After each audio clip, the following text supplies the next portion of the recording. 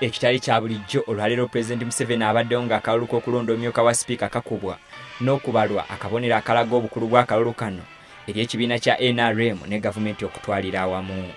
Wabaddewo okusaakanya mu kisenge omubadde okulonda ng'abawagizi ba Jacob Oulanyah bayimba wamu n'okkuba enduulu ey'akaleekereeke okulaga obuwagizi eri omuntu waabwe.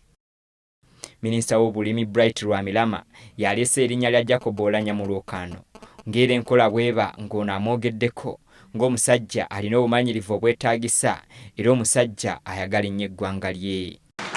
In Parliament, he was a member and later became a chair of the Legal and Parliamentary Affairs Committee, handling the challenging process of political transition and constitutional review. Madam Speaker, those who know and who are following the parliamentary procedures at that time, Honorable Oulanyah was a shock absorber and steered the parliament effectively and did the work satisfactorily.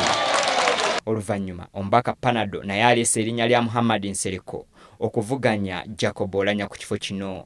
Ono naye awaanya omuntu we ng'omusajja njasabiggo ate erya ntama ayagala eggwanga lye n'ebirala bingi. Not going to represent a region but the whole of Uganda. He is a courageous, intelligent, honest, strong, trustworthy, transparent, articulate, hardworking, patriotic, visionary, charismatic, and above all, he is a reliable son of Uganda, and I nominate him as a candidate for Deputy Speaker.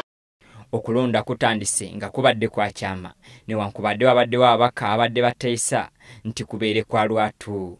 Kuno kutwalidde ddala akabanga era nga kugenze okuggwa nga Oulanyah awangudde n'obululu 3 nga Nsereko afunye obululu 115 ate nga akalulu kamu kokka ke kafudde. Okusooka omukubiriza wa Paalamenti Rebecca Etwala Kadaga yalondeddwa awataabadde kuvuganyizibwa kwonna era mbagirawo n'alayizibwa omumyuka wa Ssaabalamuzi nga ne Pulezidenti Museveni yabadde abeegesa amaaso. First, I would like to thank you, the members of the 10th Parliament, for the confidence placed in me by overwhelmingly electing me to the office of the Speaker unopposed. Wano Pulezidenti Museveni akwasizza Kadaga ebikola mu Paalamenti okuli ekyuma ekimanyiddwa nga MES n'ebirala okutambuza emirimu gye bukwakku. Wano Kadaga yeeyamye okutambuza obulungi emirimu gya Paalamenti ng'enkola ye bwebadde bulijjo. Mu kwogera kwe Pulezidenti atendereza abaka okulaga obumalirivu ne balonda abakulembeze baabwe.